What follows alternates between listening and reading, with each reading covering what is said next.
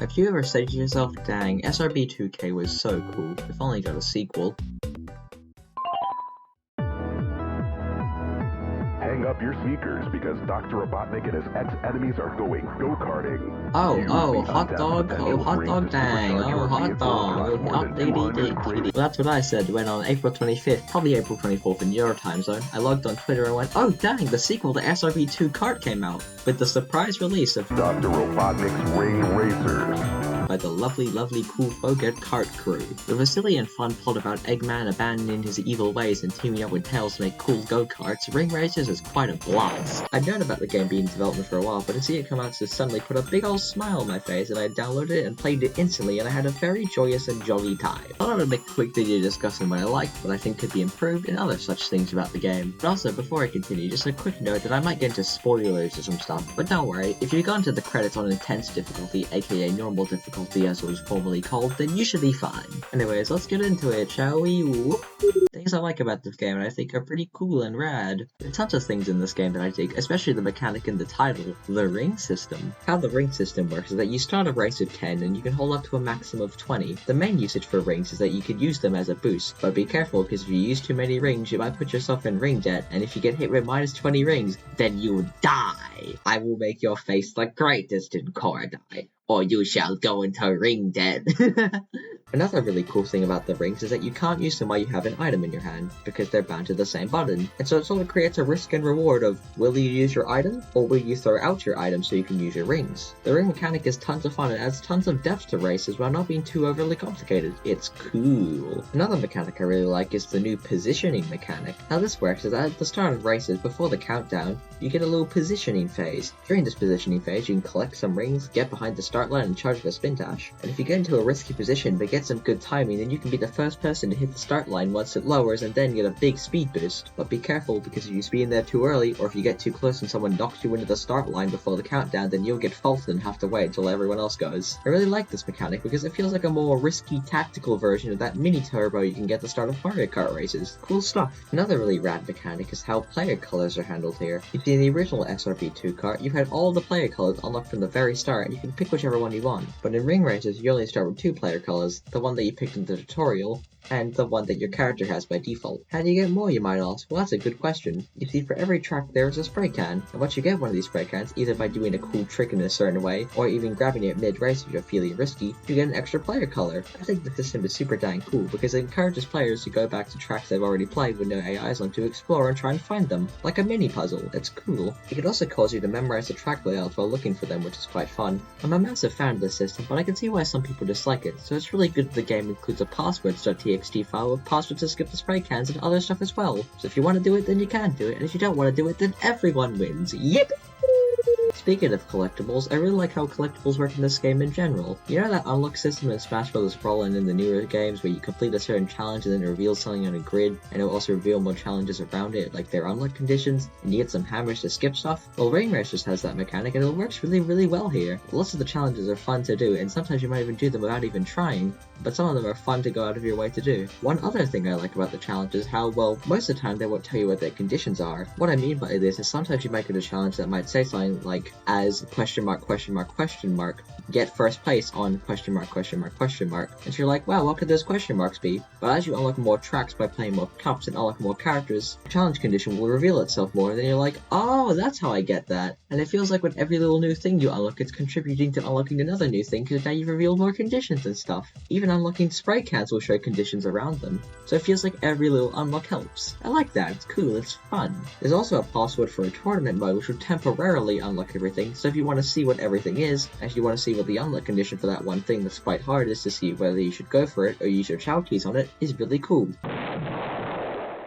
Oh yeah, there's also chow keys which act like the hammers. You get them every 5 races, they're pretty cool. You can even use them to unlock big challenges with 10 of them. One thing that I also think is really cool and also really well complements the unlock system is the character roster. Ring Racers has a very large roster of characters from classic Sonic, modern Sonic, and tons of other Sega stuff. And one thing really fun is that every character has a couple of rival characters. One thing that's really rad is when you play as a character, but then their rival character is someone that you haven't unlocked, and so you're like, oh wait, the guy from Tails Adventure is in this game? Dang, how did I unlock him? And so then you go to do a couple challenges challenge to try and find out. It's really neat. I'm also a big fan of how each character has their own speed and weight stat. Like for example, they could have 3 speed but 5 weight, or 6 speed and 2 weight. It really makes every character unlock feel like a new playstyle that you can try out and mess around with, and it's really fun to experiment. But also, every character still feels kind of the same-ish, so it doesn't become too jarring if you play as one with vastly different stats to what you're used to. It's still a fun time. Another really good compliment to the characters is also the little followers. You see, you can also unlock little pets that can follow you around. You can even dye them a different color, and they even have their own horn sounds.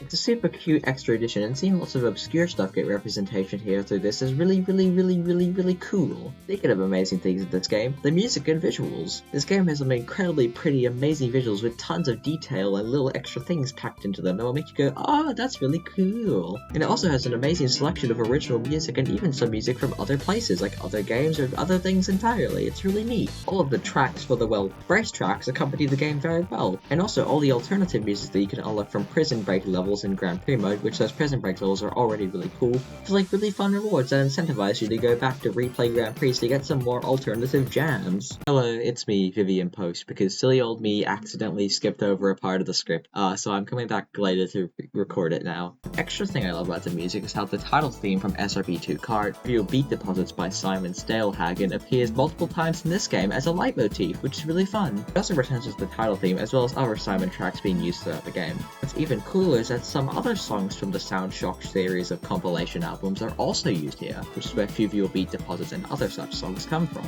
That all said, I've been enjoying this game a ton, but you know, nothing in this world was perfect, and this thing isn't as well. Luckily, a lot of what I dislike about the game has already been fixed due to the amazing diligent work of Kart Crew. Nothing really good that happened as Kart Crew ended up mostly fixing 2 big issues that I had in the original script of this video before I could finish it, so that's pretty cool. It's really amazing how fast they've been able to get back to community feedback and fix problems as they pop up. Well done, Kart Crew. You get a big ol' thumb up from me. I guess I should get into it, so here's the stuff I don't like about this game, but it will probably get better and improve over time because Kart Crew are really cool. To start with what many people consider their biggest problem and also what turned tons of people away from the game very quickly. The tutorial. The tutorial starts with a little exchange between Tails and Eggman, and it's a fun little time. And the first 2 parts of the tutorial are also pretty fine. They're pretty fun and they teach you about some of the important mechanics. A lot of people's problems come beyond this point when the tutorials get quite long and they teach you about mechanics that aren't too important, which may lead you to get confused or lost on the racetrack. Now luckily, Kart Crew have been working on addressing these big issues with the tutorial by allowing you to skip everything past the ring tutorial and also adjusting the difficulty of the tutorial skip race. You see, at the start of each tutorial lesson, you can go backwards at the start and go to a tutorial skip race, or if you're able to beat it, you can skip all of the tutorial and unlock some stuff early. You can even do it on the first ever tutorial if you're feeling risky. This race used to be a whole tons harder, but Kart Crew listened to feedback and adjusted it to be the difficulty of about an average race. So if you're able to beat it, then you should do fine on the track. The tutorial still has some hiccups, but I know that when Kart Crew get time, they'll be able to go in and adjust it more to be shorter and less overcomplicated for new players. The thing I have some problems with is how getting into special stages works. If you're playing on intense difficulty, formerly normal mode,